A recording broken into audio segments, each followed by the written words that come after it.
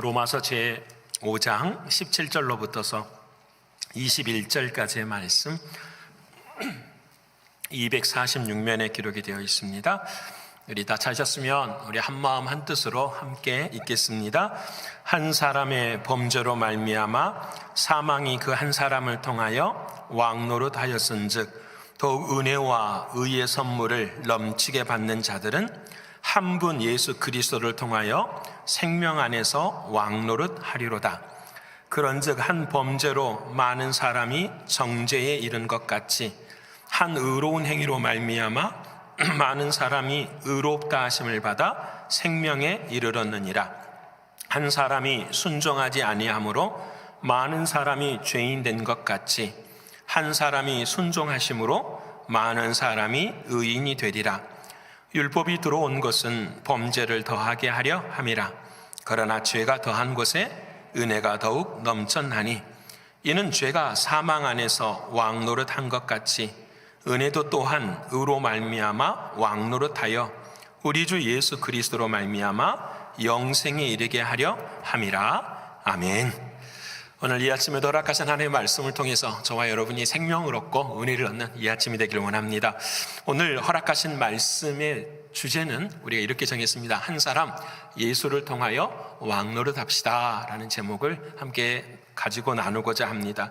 우리는 지난 몇 주 동안 자랑합시다 또는 즐거워합시다 이렇게 하며 하루하루를 살아가고 있습니다. 특별히 지난주에는 우리가 죄에 대해서 또 죽음에 대해서 심판에 대해서 모든 것을 해결받고 하나님의 은혜로 자랑하며 사는 것을 한 주 동안 살았습니다. 여러분 얼마나 기쁘고 감사하던지요. 네, 여러분 한 주를 지나가면서 묻게 되었어요. 제 마음 가운데도 너는 인생을 살아가면서 무엇을 가장 자랑하고 싶냐? 만일에 누군가가 저에게 묻는다고 한다면 나는 뭐라고 대답을 할까? 오늘 아침 여러분에게도 한번 이 질문을 드려보고 싶습니다. 인생을 살아가면서 내 인생에 가장 자랑할 것이 있다고 한다면 무엇이겠는가라는 거예요. 저는 바라는 것은 저와 여러분이 오늘 이 아침 이 대답이 똑같아지길 원합니다. 그렇죠? 하나 둘 셋 하면 한번 해볼까요? 같이요? 예, 다른 것이 아니라 예수 그리스도 우리 주님이 우리를 찾아오신 것이 가장 자랑스럽죠. 그러시죠? 우리 옆에 분 한번 할까요? 주님이 나를 찾아오신 것이 가장 자랑입니다. 그렇죠? 주님이 나를 찾아오셨어요. 한 번만 찾아온 것이 아니라 지금까지도 찾아와 주시고 한 번만 용서해 주신 것이 아니라 지금까지도 용서해 주시고 한 번만 인도해 주신 것이 아니라 지금 오늘의 예배 시간에도 우리 주님은 우리를 인도해 가시는 그 사랑하는 주님이 우리를 찾아와 주셨습니다. 그래서 그 주님이 참 자랑해요. 예전에는 이런 생각을 많이 했어요. 주님이 나를 만나 주셨다. 특별한 경험이나 특별한 생각이나 특별한 은사만을 생각할 때가 있을 때가 있었어요. 그래서 그것 때문에 나는 마저 구원받은 자야, 나는 마저 신앙생활하는 자야라고 생각했지만 늘 우리들의 마음속에 허전함이 있었어요. 정말 그러한가? 정말 그러한가? 근데 이 삶을 신앙생활을 하면서 살면서 깨닫게 되는 게 있어요. 예수님이 내 안에 정말 주인이신가? 이 질문 앞에 어느 틈엔가 우리가 고난 속에서도 힘을 얻게 되고 사랑할 수 없는 상황 속에서 사랑하게 되고 남들은 불편하고 염려하고 걱정하는 가운데서도 감사할 수 있게 되는 거예요. 내가 감사할 수 있고 하루하루의 삶이 하나님이 주신 선물이라고 여겨지고 받아들여지는 이 삶의 시간들이 사랑하는 주님이 내 안에 함께 하시는구나, 주인이시구나, 이것을 고백하게 되고 경험하게 돼요. 저만 그런 것이 아니라 여러분도 그러시죠? 주님이 어디 계시는가 묻지 마시고 내가 변화되어지는 삶의 자리 속에 내 삶의 주인이 되시는 주님을 기억하시길 원합니다. 왜 우리의 신앙에 힘이 없을까? 왜 내 삶 가운데 주님의 은혜를 많이 경험하지 못할까? 그 이유 중에 하나가 바로 여기에 있어요. 우리는 입으로 주님을 고백해요. 10년, 20년, 30년, 40년, 50년 주님은 나의 주인이셔. 맞아, 주님은 나의 주인이셔. 여러분 거기까지 여러분 우리가 크레딧 카드를 은행에 신청을 하면 은행에서 크레딧 카드가 와요. 딜리버리가 와서 집에 오면은 편지를 뜯고 크레딧 카드가 왔다. 근데 여러분 그 크레딧 카드는 아무에도 쓸모 없잖아요. 그 크레딧 카드에 있는 전화번호로 전화를 해서 액티베이션을 해야 돼요. 활성화시켜야 돼요. 사랑하는 주님이 내 안에 와 계신다, 입으로만 고백하는 것이 아니라 그 주님이 내 안에서 어떻게 일하시고 어떻게 역사하시고 어떻게 행하시는가를 우리의 삶 가운데서 경험하고 고백하고 그 주님을 주인으로 모실 때에 우리의 삶의 역사는 반응이 있고 변화가 있고 은혜가 있는 줄을 믿습니다. 여러분, 게 진짜예요. 그래서 사랑하는 여러분들, 언제나 우리들의 마음에 주님이 주인이신데 그 주님이 내 삶 가운데 역사하셔야 돼요. 그래서 오늘 로마서 말씀에 여러분은 죄에 대해 이겼습니다. 죽음에 대해서 이겼습니다. 심판에 대해서 이겼습니다. How to, 어떻게 해요? 내가 어떻게 그것을 경험할 수 있죠? 죽어봐야 경험할 수 있는 것 아닙니까? 라고 물을 수 있잖아요. 근데 그때에 오늘 우리 사랑하는 주님은 로마서 말씀을 통해서 우리에게 말씀해 주세요. 주님이 너 안에 주인이라는 이 말의 의미는 무엇이냐면 오늘 17절에도 그리고 21절에 나와 있는 왕 노릇한다라는 말로 바꿔 쓸 수 있다라는 거예요. 다시 말씀드리면 주님이 나의 왕이십니다. 주님이 나의 왕 노릇하십니다. 이 노릇이라는 말이 참 좀 안 좋아요. 왜냐하면 우리도 왕 노릇, 이 노릇이라는 말의 국어사전을 찾아보았더니요, 어떤 사람이 직책을 가지고 자기가 하는 일을 낮게 생각하여 말하러 일컫는 말이 노릇이라는 거예요. 내가 어떤 직책을 가지고 이 일을 하는데 그것을 높이는 말이 아니라 낮게 여기는 것이 노릇이라고 이야기를 하는 거예요. 내가 왜 이렇게 했을까라는 것은 바로 이런 의미가 더 첨가되어 있기 때문에 그래요. 영어 성경을 보면 이 노릇이라는 말을 뭘로 바꿔놨냐면 통치라는 말로 바꿔놨어요. 하나님 사랑하는 주님께서 내 인생의 왕이 되시는데 그 왕이 나를 뭐 하신다고요? 통치하신다라는 거예요. 여러분, 이것이 주님의 주인됨의 뜻이에요. 그래서 오늘 저와 여러분은 내가 정말 주님을 자랑하는데 무엇을 자랑할까요? 눈에 보이지 않는 것이 아니라 내 삶 속에서 이루어진 한 가지 한 가지를 자랑하는데 그 주님이 진짜 왕이 되셔서 나의 삶을 통치하는 그것을 자랑하거든요. 여러분, 오늘 이 세 가지를 함께 나눌 때 우리 모두가 다 은혜가 있기를 소원합니다. 우리 옆에 분하고 한번 해볼까요? 주님이 나의 왕이십니다. 그럼 진짜 물어야 돼. 진짜로 이렇게, 진짜로. 저도 그러지 못할 때가 정말 많아요. 주님 왕이시다는데 맨날 내가 걱정하고 내가 염려하고. 어제도 그랬어요. 눈이, 금요일날 우리가 밤에 기도했잖아요. 금요일 기도에 솔직히 말은 못했지만 주여 눈이 적게 오게 하여 주옵소서. 마음속으로 주님 적게 오게 하여 주옵소서. 그 기도는 못했지만 근데 우리가 예상하는 인치보다는 적게 왔지만 정말 감사한 것은 어제 우리 컨시스트 멤버들 한 10분들이 다 오셔가지고 함께 그냥 참았어요. 안 그랬으면 오늘 이 아침 저기 앞에 스케이트장 됩니다, 여러분. 근데 전부 깎아가지고 언제 다 해서 너무너무 감사해요. 정말 하나님이 내 마음 가운데 왕 되신다라는 것, 통치하신다라는 것, 그 삶을 살아간다라는 것이 어떤 것일까? 오늘 말씀을 통해서 이제 세 가지를 나눠보기를 원합니다. 첫 번째는 내게 인생의 왕 노릇은 예수 그리스도의 생명의 왕 노릇해야 되는 거예요. 첫 번째는 따라서 한번 할까요? 예수님의 생명이 왕 노릇해야 합니다. 예수님의 생명이 왕 노릇해야 됩니다. 이걸 반대로 바꾸면 뭐가 될까요? 이것은 축복받는 일이지만 이거에 반대되는 것은 하나님 앞에 혼나는 일이잖아요. 누구의 생명이? 나의 생명이 왕되어 살아가는 거예요.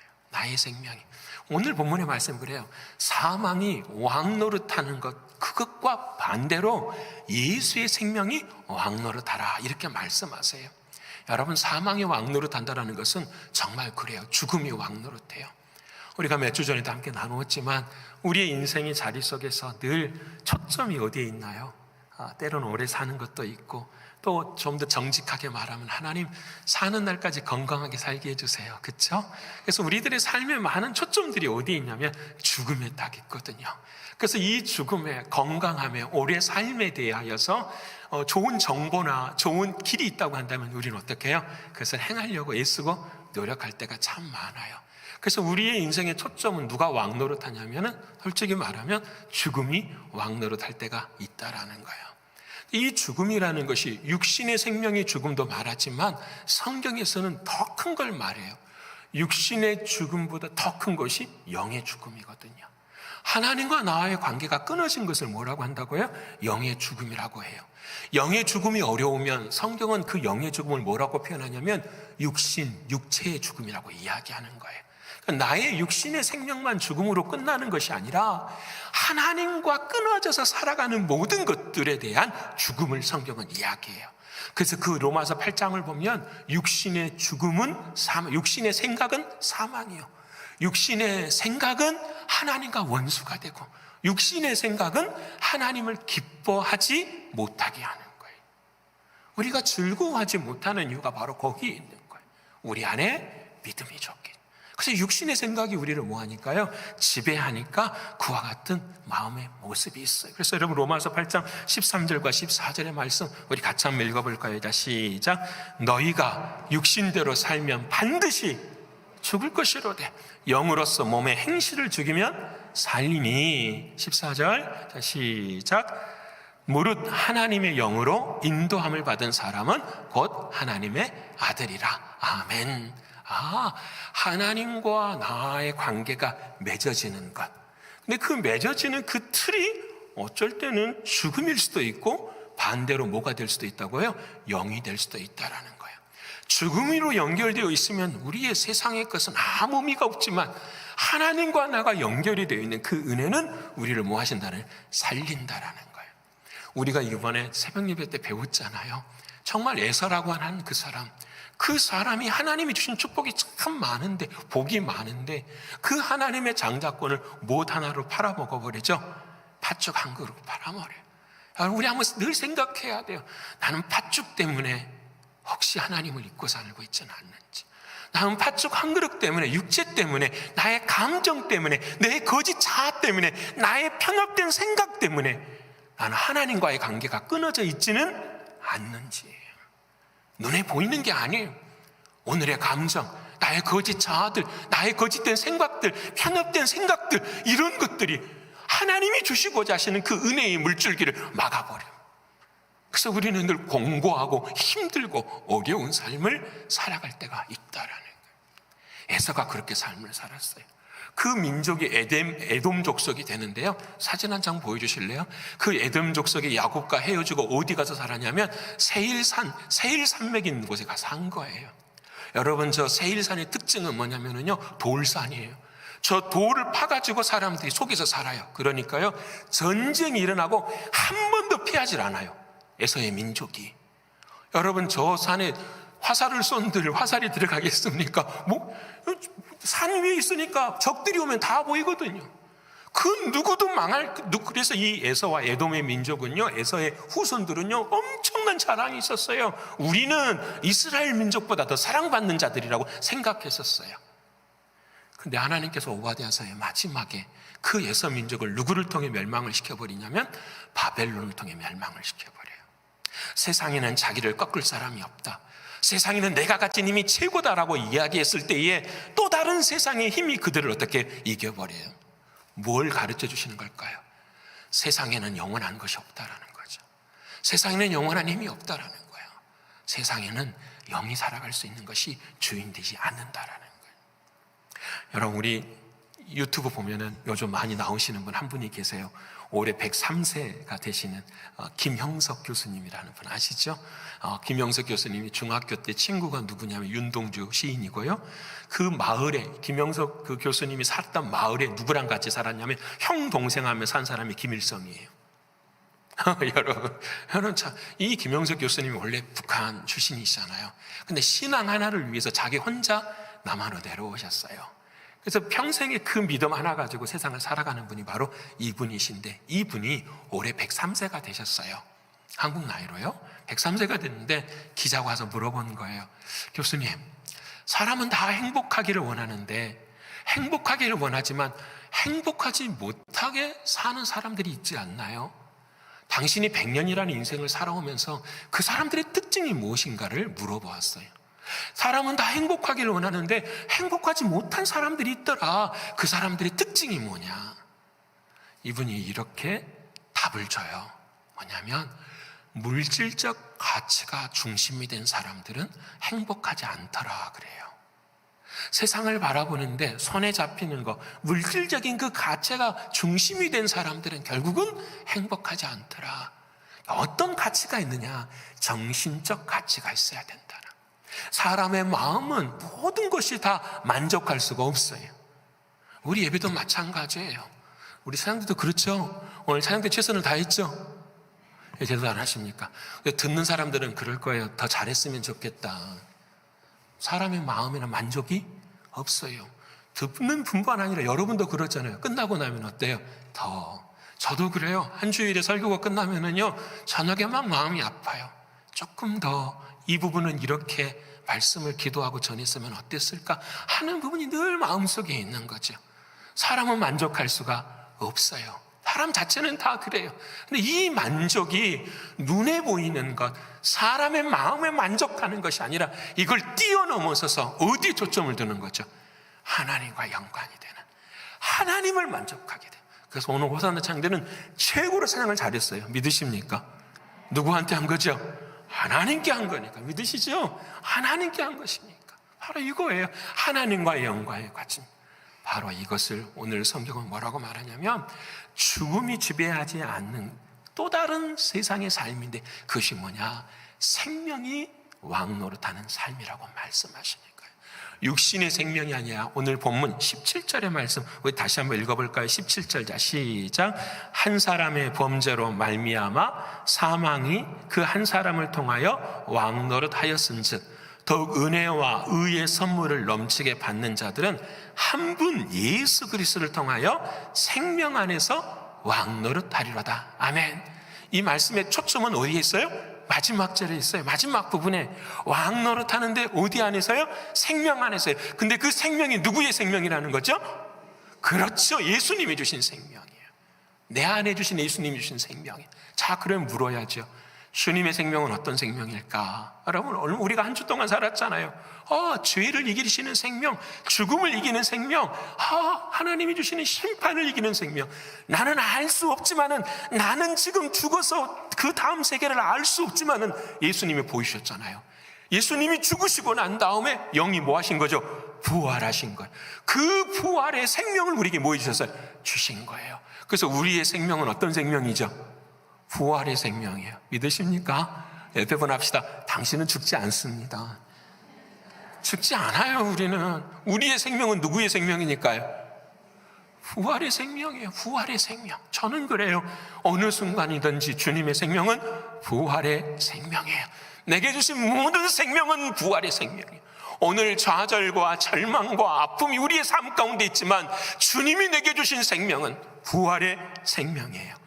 육신의 생명은 상황과 환경에 따라서 넘어지고 걱정하고 염려하지만 그렇지 않아요. 주님이 주시는 생명은 부활의 생명이에요. 그래서 오늘 찬양했잖아요. 어디든지 주님이 우리를 이끄시면 어떻게 우리는 그 길을 같이 걸어가는 거예요. 왜요? 주님의 많은 영광을 보여주세요. 어떤 영광을 보여주세요? 십자가의 그 영광을 보여주시는 거예요. 이 땅에서는 슬프고, 이 땅에서는 힘들고, 이 땅에서는 괴롭지만 우리가 죽고 다시 눈뜨는 그날에 주님 곁에서는 영광의 면류관이 함께하는 부활의 생명이 저와 여러분에게 있는 줄을 믿습니다. 그래서 여러분, 어제 우리가 그래서 차에 눈 다 치웠잖아요. 오늘 뭐 하려고? 예배당에 오려고요. 오늘 더 일찍 일어나서 준비하셨잖아요. 오늘 예배당에 와서 하나님 앞에 뭐예요? 예배드리는, 이게 우리들의 뭐예요? 부활의 생명이에요. 저는 오늘 이 시간 저와 여러분에게만 이 생명이 있는 것이 아니라 우리 사랑하는 자녀들에게도 이 부활의 생명이 흘러가기를 축원합니다.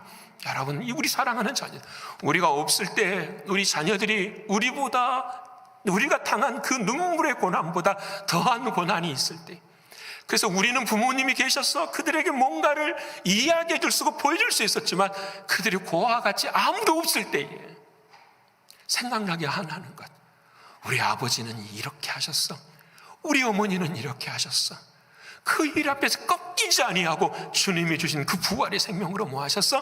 사셨어. 여러분이 생명이 저와 여러분의 마음 가운데 흘러가는 우리들의 모습이 되기를 소원합니다. 여러분에게 부활의 생명이에요. 그 다음에 자, 구체적으로 그 부활의 생명이 내 안에 있는 걸 어떻게 알 수 있겠습니까? 사도 바울이 갈라디아서 2장 20절에 우리에게 믿음의 정수를 이야기하죠. 우리 다 아시는 말씀이지만 우리 같이 한번 읽어볼까요? 자, 시작. 그리스도와 함께 십자가에 못 박혔나니 그런즉 이제는 내가 사는 것이 아니야 오직 내 안에 그리스도께서 사시는 것이라. 이제 내가 육체 가운데 사는 것은 나를 사랑하사 나를 위하여 자기 자신을 버리신 하나님의 아들을 믿는. 아멘. 제일 중요한 단어가 뭐예요? 믿음이라는 거예요. 믿음. 우리는 예수의 생명을, 부활의 생명을 손에 잡으려고 해요. 우리는 예수의 생명, 부활의 생명을 눈으로 보려고 해요. 근데 사도 바울은 그렇게 말하지 않아요. 아니, 내 안에 주님이 살아계시는데 그 주님의 살아계심을 내가 어떻게 경험하냐면은 내 안에 계시는 그 주님을, 나를 위해 십자가에 죽으신 그 주님을 믿는 믿음 안에서 사는 것이라는 거예요. 믿음이 내 안에 역사예요. 여러분, 중요합니다. 왜 내 삶 가운데 이것이 안 될까? 그것은 하나님이 보여주시지 않아서가 아니라 내가 그 믿음의 손을 뭐하니까 놓아버리고 있기 때문에. 믿는 자에게 능치 못함이 없다 말씀하신 하나님의 역사예요. 여러분, 이것이 믿는 믿음이에요. 믿는 믿음이에요. 이것을 제가 증거해 볼게요. 여러분, 성전을 오늘 아침처럼 성전에 왔어요. 근데 이 신광교회 앞에 한 사람이 앉아 있네요. 어떤 사람이요? 하면서부터 안전뱅이가 된 사람이 앉아 있는 거예요. 그 사람을 누가 봤냐면 우리 교회에 오려고 하는 베드로와 요한이 본 거예요. 베드로와 요한이 그 사람을 딱 바라보면서 이렇게 말해요. 은과 금은 내게 없지만, 육신의 생명은 없지만, 육체의 즐거움은 없지만, 육체의 힘은 없지만 내게 있는 것 곧 나사렛 예수 그리스도의 이름으로 일어나 걸어라. 여러분, 베드로가 가진 믿음은 뭐였냐면 누구의 이름을 믿는 믿음이죠? 예수 이름을 믿으십니까? 주여, 예수 이름으로 귀신을 쫓아내고 예수 이름, 이게 아니에요. 제가 말씀드린 건 이게 아니에요. 예수의 이름이라는 것은 무엇이냐면 내 인생의 구원자는 오직 누구뿐이다? 예수님. 그 예수님이 내 안에 들어와서 나의 왕이 되어주시는 사랑하는 주님, 그 주님의 부활의 생명이 내 마음 가운데 어떻게 흘러가는 그 믿음, 그 믿음을 하나님이 뭘로 주셨다? 예수의 이름으로 주셨다라니, 이 사실을 믿는 거예요. 그때의 귀신의 역사는 쫓겨나고 우리들의 어둠의 역사들은 어떻게 해요? 일어나고 삶의 변화들은 하나님의 열매가 맺혀지는 줄 믿으십니까? 무엇으로요? 예수의 이름으로. 그래서 기도도 누구의 이름으로 하죠? 예수 그리스도의 이름으로. 찬양도 마찬가지예요. 설교도 마찬가지예요. 오직 누구의 이름으로? 예수의 이름으로. 예수 그리스도 그 주신 이름을 믿는 무엇으로? 믿음으로. 여러분, 이번 한 주간 이 예수의 이름이, 예수의 생명이 왕노릇하시는 저와 여러분 되시기를 축원합니다. 하나님의 놀라운 은혜의 역사가 우리의 삶 가운데 임합니다. 여러분, 요한복음 17장에 이 진리를 우리에게 길을 가르치셨어요. 17장 26절의 말씀 제가 읽어볼 테니까 여러분 한번 눈으로 보세요. 내가 아버지의 이름을, 누구죠? 예수 그리스도예요. 내가 아버지의 이름을 그들에게 알게 하였고 또 알게 하리니 이는 나를 사랑하신 사랑이, 예수 안에 있는 그 사랑이 그들 안에 있고 나도 그들 안에 있게 하려 함이라. 예수님이 너희를 사랑한다, 그 예수님이 내 안에 들어와 계신다, 이것을 어떻게 알 수 있느냐 하면 내가 아버지 이름을 그들에게 알게 하셨다라는 거예요. 우리가 아는 한 가지 이름, 세상에 구원을 주는 세상에 다른 이름이 없고 오직 누구의 이름만? 예수의 이름만 주신 거예요. 그 이름이 내 안에 있을 때에 하나님의 생명의 왕노릇의 역사가 일어나는 줄을 믿습니다. 사랑하는 성도 여러분, 이번 한 주 동안 오직 예수 이름이 능력입니다. 예수 이름이 힘입니다. 예수 이름이 나의 찬송입니다. 예수 이름이 나의 모든 길이 됩니다. 믿고 선포하시는 저와 여러분 신앙 되시기를 축원합니다. 여러분, 두 번째로 오늘 왕노릇은 뭐가 왕노릇해야 되냐? 순종이 왕노릇해야 돼요. 자, 몇 번 하고 갑시다. 순종이 왕노릇해야 됩니다. 순종이 왕노릇해야 돼요. 19절의 말씀이에요. 우리 19절 말씀 같이 읽어볼까요? 다 시작. 한 사람이 순종하지 아니함으로 많은 사람이 죄인이 된 것 같이 한 사람이 순종하심으로 많은 사람이 의인이 되리라. 아멘. 자, 예수의 부활의 생명이 내 안에 있어요. 근데 이 부활의 생명이 어떻게 역사하느냐? 어떻게 내 삶 가운데 힘이 되고 능력이 되느냐? 그건 어디에 있다? 순종에 있다라고 말씀하시는 거예요. 순종에 있는 거예요. 그래서 한 사람 아담이 순종하지 못함으로 사망이 들어온 것처럼 한 사람 예수 그리스도가 순종함으로 우리 안에 뭐가 있게 생명이 부어주셨다고 말씀하시는 거예요. 자, 그래서 여러분, 아주 오래전에 제가 영어로 이 네 가지, 어거스틴이 말한 이 네 가지를 여러분하고 한번 나누어 봤어요. 우리들의 모습이 어떤 모습이기에 우리의 모습을 알아야 순종을 어떻게 할 것인지를 알 수가 있는 거예요. 자, 첫 번째 영어 우리 보여주실래요? 보시면은 이렇게 어거스틴은 이렇게 말했어요. 첫 번째는 able to sin. able이라는 말은 can, 능력이 있다 그런 말이잖아요. to sin, 죄를 지을 수 있는 능력을 가졌어요. 언제요? 하나님께서 아담과 하와를 창조하실 때예요. 그러니까 하나님이 보세요. 여기서부터 설명을 해야 되겠군요. 자, 여기서 보십시다. 하나님은 이 세상에 원리를 가지고 만드셨어요. 그 원리가 어떤 원리냐면 창조의 원리가 있어요.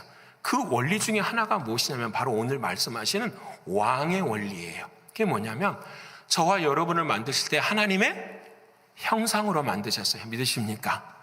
하나님의 형상으로 만들었다라는 말은 하나님의 그릇으로 만들었다라는 거예요. 폼으로 만들었다라는 거예요. 그 형상 안에다가 뭐가 심겨지느냐에 따라서 인생이 뭐예요? 달라지는 거예요. 그래서 우리가 하나님의 그릇인데 내 안에 이 그릇 앞에 하나님을 딱 세워놓으면 우리는 하나님의 뭐가 왕의 신하가 되는 거예요. 하나님의 종이 되는 거예요. 근데 이 하나님 말고 다른 것을 넣어놓으면 그것에 뭐가 되는 거죠? 종이 되고 신하가 되는 거예요. 믿으십니까? 여러분, 이게 하나님이 만드신 원리 원칙이에요. 그래서 우리는 여러분 혼자 주인 되어 살아갈 수 있는 인생이 아니에요. 왜? 우리는 다 피조물이기 때문에 그래요. 우리는 무엇이 이끄는 대로 우리는 끌려가면서 인생을 살아갈 수밖에 없어요. 내가 주인이라고 말하지만 그렇지 않아요. 나라는 존재는 사실 없는 거지. 내 안에 있는 생각이 나의 존재이고 내가 원하는 물질이 나의 존재이고 내가 원하는 꿈이 나의 존재죠. 우리는 다 뭐죠? 그릇이에요. 그릇. 나라는 존재는 다 그것으로 형성이 되어져 있는 거예요. 그래서 그것이 원하는 대로 우리는 뭐예요? 끌려가고 한평생 뭐 되는 거예요? 종의 삶을 살아가는 거예요. 이게 우리들의 인생이에요. 그래서 하나님 우리 창조에 올릴 때 우리들 그릇으로 만드셔 거기 안에 뭘 심어넣기를 원하셨어요? 하나님 그것을 에덴 동산에 뭘로 보여주신 거죠? 생명나무로. 너희는 죄를 지을 수 있어, able to sin. 근데 너는 죄를 지지 않게 할 거야. 뭘 먹음으로 말미암아? 생명나무 되시는 예수 그리스도, 그분이 너희 안에 누가 되시면 주인이 됩니다. 근데 아담과 하와는 그렇지 못했죠. 그래서 선악과를 따먹었어요. 그들의 주인이 누가 됐냐면 사단이 주인이 된 거죠. 그때의 두 번째 어거스틴 이렇게 말해요. Not able not to sin. 이 말은 무슨 말이냐면 죄를 안 지을 수 있도록 하는 능력이 없다라는 거예요. 이게 무슨 말이냐면 모든 사람은 뭐 할 수밖에 없다. 그렇죠. 죄 지을 수밖에 없어요. 저와 여러분이. 선악과를 따먹은 저와 여러분은 not able not to sin이에요. 저는 죄를 안 지을 수 없는 능력이 나에게는 뭐예요? 없어요. 그래서 세상의 인생들은 태어날 때부터 뭐가 되는 거죠? 죄인이 되는 거예요. 이게 하나님의 법칙이에요. 누가 바뀌었으니까? 그릇의 주인이 바뀌어버렸기 때문에 그래요. 여러분, 우리가 잘 아는 것이 그렇잖아요. 사울 이야기 해볼까요? 사울이 하나님의 말씀을 들었어요. 그래서 전쟁에 나가서 막 열심히 싸워서 승리를 했어요.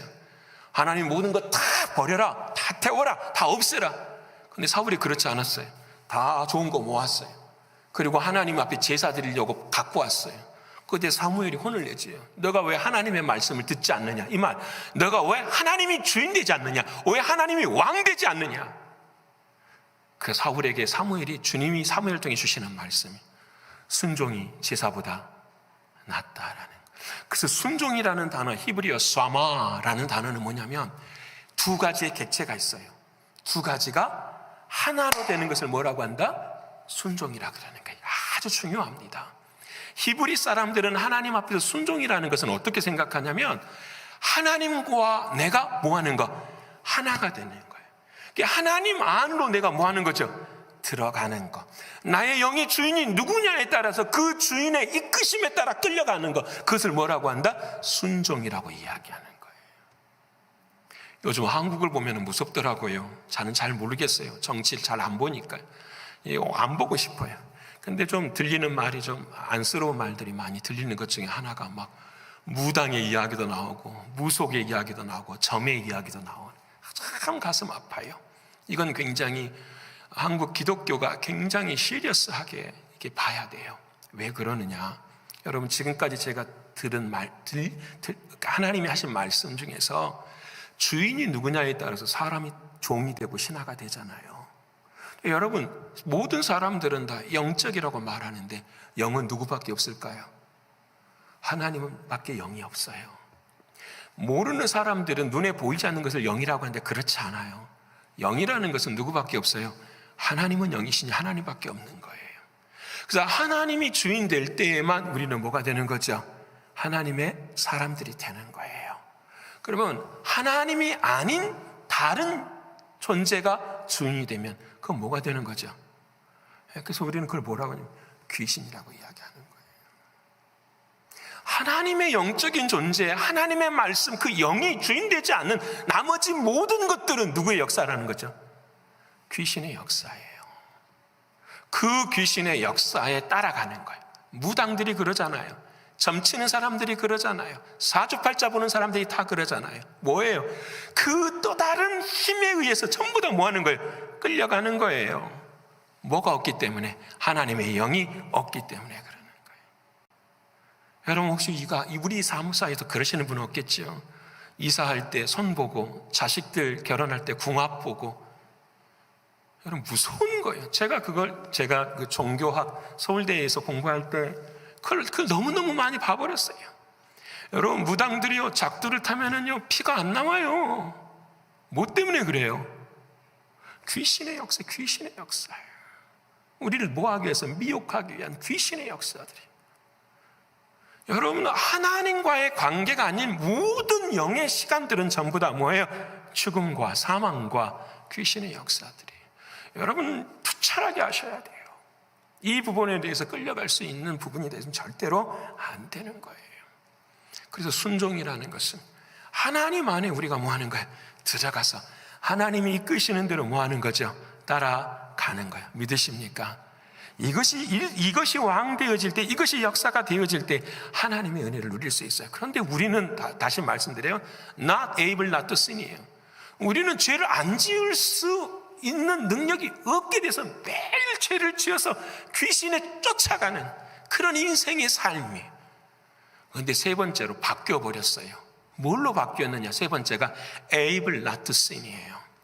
죄를 안 지을 수 있는 뭐가 생긴 거죠? 능력이 생긴 거예요. 누구로 인해서? 그렇죠, 예수님으로 인해서. 우리가 육체를 갖고 있기 때문에 여러분, 예수 믿어도 저와 여러분 죄 지어요, 안 지어요? 왜 대답들 안 하십니까? 안 지으세요? 죄 짓잖아요. 죄 짓고 살잖아요. 우리는 그래서 이게 죄를 지을 수 있는 능력이 있는데 예수로 인하여서 뭐가 되냐면 죄를 안 지을 수 있는 능력이 뭐예요? 생긴 거예요. 누가 주인 될 때? 예수님이 주인 될 때. 믿으십니까? 자, 여기서 싸움이 일어나는 거예요. 나는 안 지으려고 하는데, 나는 죄를 안 지으려고 하는데 누구는 짓게 하는 거죠? 나의 옛 사람, 나의 옛 마음, 나의 거짓 자아, 나의 욕심, 나의 욕망들이 어떻게 해요? 죄를 짓게 하는 거죠. 여기에서 승리를 주신 분이 누구시라는 거죠? 예수 그리스도. 그 승리를 어떻게 하냐면 그 예수님을 왕으로 모시고 그 예수님과 뭐 하는가? 하나 되어지는가. 이걸 순종이라고 이야기하고 그 순종 앞에 설 때에 역사가 있는. 그래서 마지막에 뭐가 되냐면은 네 번째, not able to sin이 되는 거예요. 뭐가 되냐면은 죄를 지을 수 있는 능력 자체가 없어져 버려요. 언제 그럴까요? 그렇죠, 하나님 나라에 갔을 때. 그때 영화의 몸이 세워지는 거죠. 그 영화의 몸이 세워질 수 있도록 예수님께서 길을 허락하셨는데 그 길이 예수 그리스도의 십자가의 능력인 거죠. 그 십자가의 능력에 순종하시는 저와 여러분 되시기를 축원합니다. 여러분, 우리가 이번에 새벽기도 때 배웠잖아요. 요셉 그랬잖아요. 요셉. 보디발의 아내가 어떻게 해요? 유혹을 했어요. 정말 대단하죠. 그 젊은 나이에 보디발의 아내가 유혹을 하는데 여러분 그걸 다 막아내잖아요. 어떻게 막아냅니까? 나는 죄짓지 않아야지, 내가 당신한테 죄짓지 않아, 이게 아니었잖아요. 우리가 창세기 말씀을 보면은 하나님께 어떻게 죄를 지으려. 요셉의 인생의 모든 걸음은 누구 안에 있었던 거죠? 하나님께 있었던 거예요. 자 봅시다. 매일 좋아서 하나님께 있었을까요? 아니잖아요. 팔려갔잖아요. 모함 당하잖아요. 감옥 들어가잖아요. 그래도 요셉은 늘 언제나 어디 안에 들어있었죠? 하나님 안에 들어있었던 거예요. 이게 순종이에요. 좋아서만 순종하는 것이 아니라 진짜 하나님이 내 주인이야, 하나님이 나의 왕이셔. 그래서 슬픔과 고통과 아픔도 하나님의 은혜 가운데 나는 뭐 할 거야? 걸어갈 거야. 이 요셉의 이야기를 답을 시편 105편에 말씀을 하죠. 18절과 19절. 이 말씀은 여러분 고난당하실 때마다 잃어버리시면 안 돼요. 자 보세요. 그의 발은 착고를 차고 그의 몸은 쇠사슬에 매였으니, 요셉의 이야기예요. 19절. 자 시작. 곧 여호와의 말씀이 응할 때까지라. 그의 말씀이 그를 단련. 정말 여러분, 내가 고난이 있고 아픔이 있으면은요, 그 고난의 끝이 언제인지 아십니까? 여호와의 말씀이 깨달아질 때예요. 여호와의 말씀이 찾아와질 때예요. 여호와의 말씀이 뭐냐면은, 맞아, 하나님 안에 내가 있어. 이 상황과 환경보다 누구를 더 바라보게 될 때예요. 하나님을 바라보게 돼. 믿어지십니까? 문제가 해결이 되어지는 것이 중요한 게 아니라니까요. 그건 늦는 거예요. 문제가 해결이 되어지는 그 삶은, 우리의 삶 가운데는 그건 늦는 거예요. 하나님이 진짜 원하시는 것은 문제 해결이 아니라 어디에 있냐면, 맞아, 이 고난 속에서 하나님이 내게 무엇을 원하시는가. 기도하고 눈물로 기도하고 하나님의 말씀을 할 때, 그 말씀이 내 안을 탁 치고 들어올 때, 그때 모든 문제가 어떻게 되죠? 해결되죠. 하나님이 하시겠구나. 그때부터 누가 역사하는 거죠? 하나님이 역사하시는. 그래서 그 다음 마디에 그렇게 말씀하죠. 그때까지 그를 단련시키셨도다. 오늘 또 하나님 우리를 뭐 하십니다? 단련시키십니다. 여러분, 그 단련은 하나님의 말씀에 응할 때까지. 다시 말씀드리며, 내 사랑하는 주님을 나의 왕으로 섬길 때, 사랑하는 주님은 역사하십니다. 여러분, 역사하셔요. 세상을 넘어서는 믿음과 은혜를 우리들의 마음 가운데 부어주세요. 한 번 인생 살아가는데 그와 같은 은혜 한번 누리고 우리도 사랑하는 주님 만나야 되지 않겠어요? 여러분, 그 삶의 자리에 한번 있어봐야 되지 않겠어요? 여러분, 오늘도 순종하시는 저와 여러분 되시기를 축원합니다. 마지막으로 이제 어떻게, 무엇이 왕노릇해야 되느냐? 제일 좋은 말씀, 은혜가 왕노릇한다는. 옆에 분 합시다. 은혜가 왕노릇합니다. 은혜가 왕노릇합니다. 오늘 본문 말씀 21절이에요. 우리 같이 읽어볼 거예요. 시작. 이는 죄가 사망 안에서 왕노릇한 것 같이 은혜도 또한 의로 말미암아 왕노릇하여 우리 주 예수 그리스도로 말미암아 영생에 이르게 하려 함이라. 아멘. 여러분, 은혜가 뭐 한다고요? 왕노릇하여. 은혜가 뭘죠? 받지 못한 것을 받게 해주신 그것이 은혜죠. 그렇죠? 그래서 우리는 늘 은혜를 사모하죠. 그렇죠? 우리는 늘 은혜를 사모해요. 그런데 여러분, 말씀 앞에서 생각해 봤어요. 늘 은혜를 사모하는데 나에게 은혜는 뭘까라는 거죠. 나에게 은혜는 뭘까? 내가 좋아하는 것, 내 기도의 제목이 응답되지는 것, 내 인생이 조금씩 편해져 가는 것, 이게 다 은혜일 수 있잖아요. 그렇죠? 근데 진짜 주님이 원하시는 은혜가 뭐지? 어떤 은혜가 나에게 왕노릇해야 되는 거지? 이 말씀에 제가 찾아냈어요. 비밀을 주님 은혜 앞에 경험하게 됐어요. 그 말씀 21절 말씀 다시 보여주세요. 자, 21절 말씀 잘 보십시다. 이는 죄가 사망 안에서 왕노릇했어요. 왕노릇한 것이 또 하나가 있었어요. 뭐가 왕노릇했죠? 죄가. 근데 죄가 내 인생을 왕노릇하는데 어떤 도구를 가지고 왕노릇한 거죠? 갑자기 어렵습니까? 죄가 왕노릇했어요, 나의 인생에. 근데 죄는 눈에 보이지 않잖아요. 근데 그 죄가 나의 무언가 도구를 통해서 왕노릇한 거예요. 뭐예요? 사망 안에서 죽음 가지고. 지금까지 쭉 말했잖아요. 죄라는 건 눈에 보이지 않는데 그 죄가 가지는 싹신, 그 죽음을 가지고 우리를 뭐 한 거예요? 통치하고 지배한 거예요. 지금까지 그렇게 와 살았어요. 근데 여러분, 우리는 알잖아요. 진리를 알지니 진리가 너희를 뭐하게 하리라? 자유케 하리라. 우리는 이미 예수 믿을 때 십자가에서 죽었어요, 안 죽었어요? 죽었어요. 다음 주에 세례에 관해서 말씀 배울 때 더 나누십시다. 자, 이것처럼 뭐가 필요하다? 과정이 필요한 거예요. 어떤 과정이 필요하냐? 보세요. 은혜도 또한 의로 말미암아 왕노릇. 은혜가 왕노릇해요. 근데 그 은혜가 무슨 도구를 가지고 왕노릇하죠? 그렇죠. 의로 말미암아. 의는 뭐죠? 로마서 1장에 복음에는 하나님의 의가 나타나요. 의는 복음이잖아요. 복음은 뭐죠?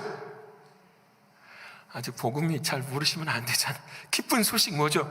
모든 사람이 죄를 범하여 하나님의 영광에 이르지 못하였더니 우리를 위해 그리스도 예수께서 십자가에서 죽으신 그 하나님의 은혜로 값없이 의롭다 하심을 받은 것이 뭐예요? 하나님의 의에 믿으십니까? 말이 어려운 게 아니에요.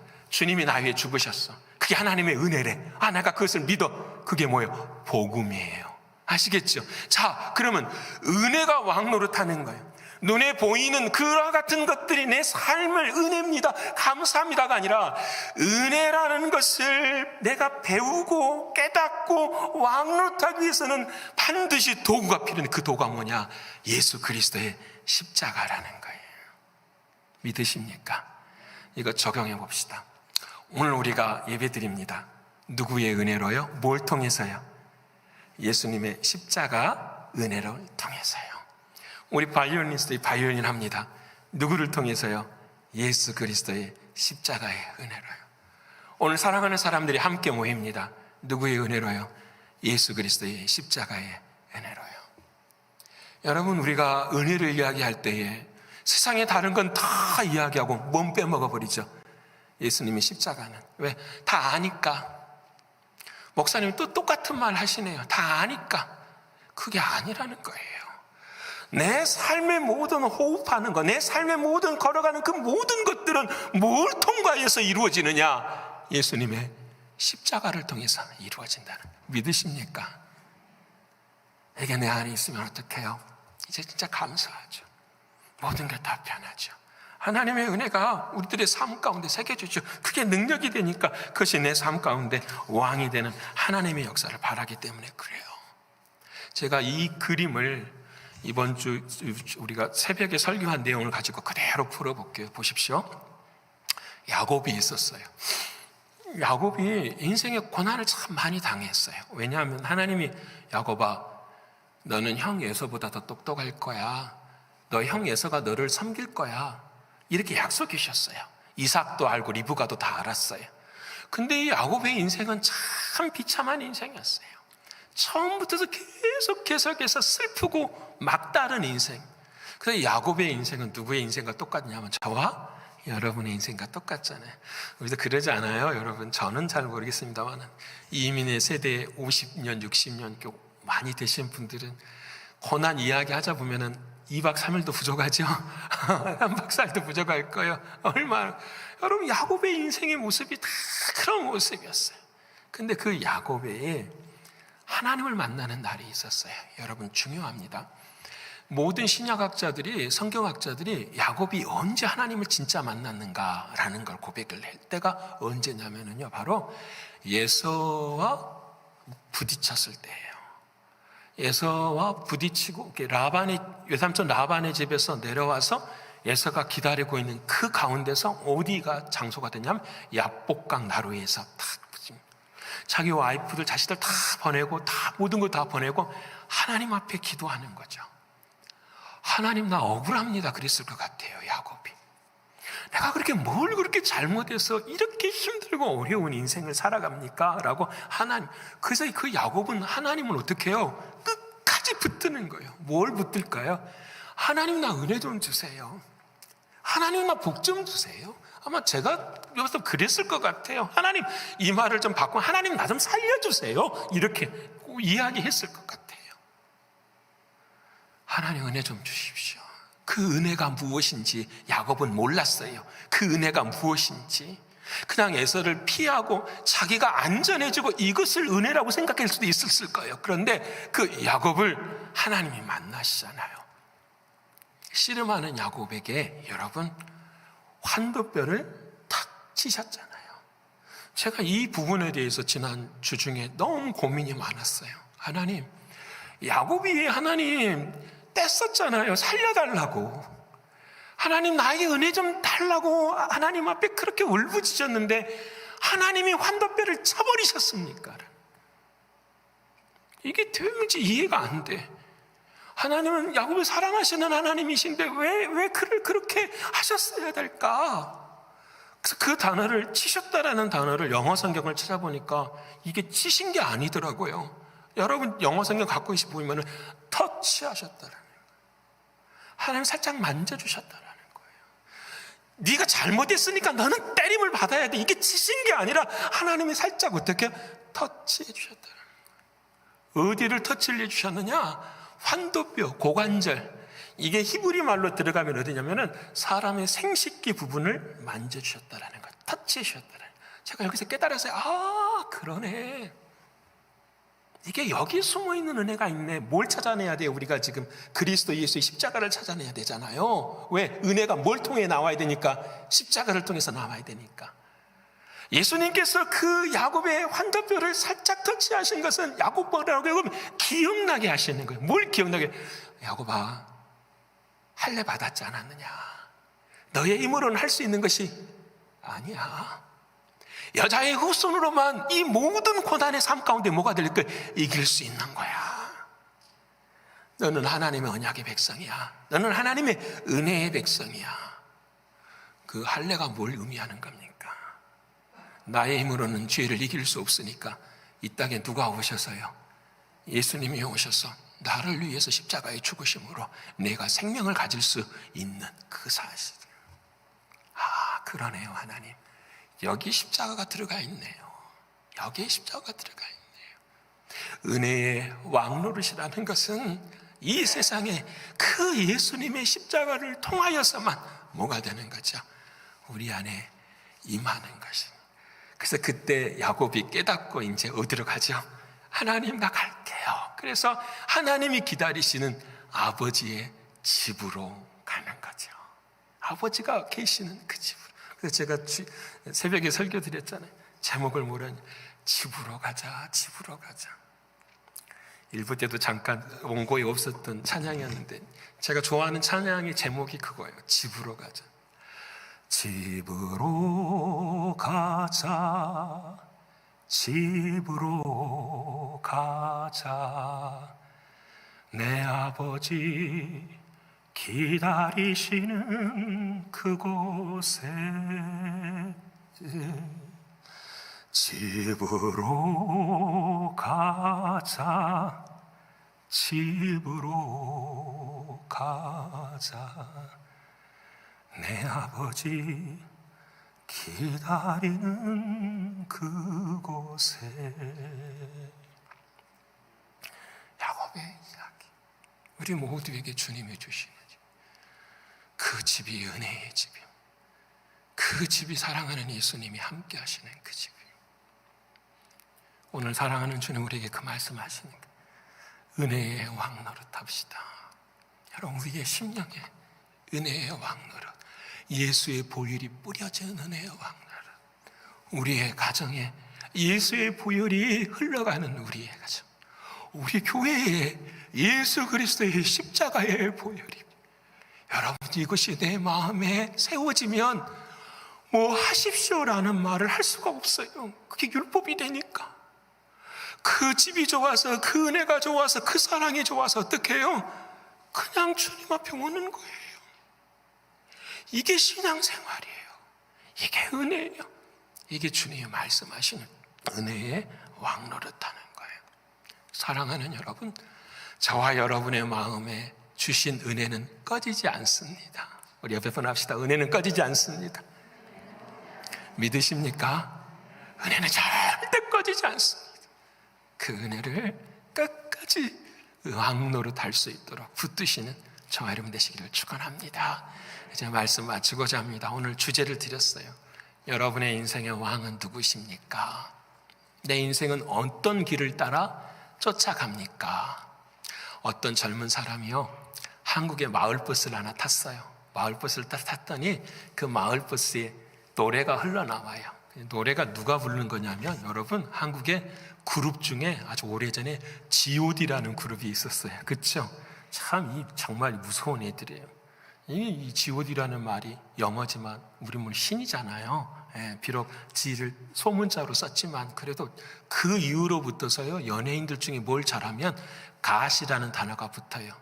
유재석을 예를 들어서 사회를 잘 보니까 갓재석이라고 이렇게 이야기를 하는 것처럼 정말 무서워요. 그 사람을 누구처럼 만들어버려요? 하나님처럼 만들어버려요. 근데 여러분, 그날 그 사람이 버스를 딱 타는데 스피커에서 노래가 나오는 거예요.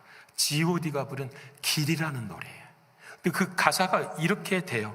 내가 가는 이 길이 어디로 가는지, 어디로 날 데려가는지, 그곳은 어디인지 알 수 없지만 오늘도 난 걸어가고 있네. 젊은 애들이 춤을 추면서 노래를 불러요. 난 오늘도 길을 걷고 있다. 근데 그 길이 어디에 나 있는지 알 수 없다. 근데 나는 오늘도 그 길을 걷는다. 여러분, 혹시 오늘 저와 여러분의 길이 혹시 이와 같은 길은 아니신가요? 이 노래를 들은 이 젊은 청년이 이 가사를 듣고 집에 와서 3일 동안 기도하고 하나님 앞에 고백을 해요.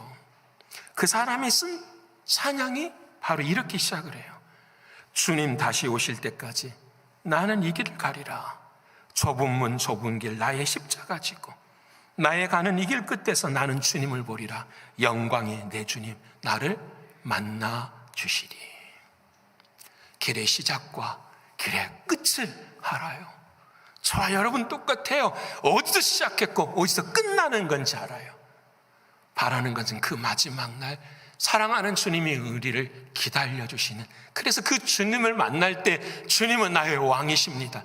생명의 왕이 되시고 순종의 왕이 되시고 은혜의 왕이십니다. 고백하면서 사랑하는 주님을 만나셔서 그 주님 앞에 영광을 올려드리는 저와 여러분의 삶이 되시기를 간절히 축원합니다. 기도하겠습니다. 고마우신 주님 감사합니다.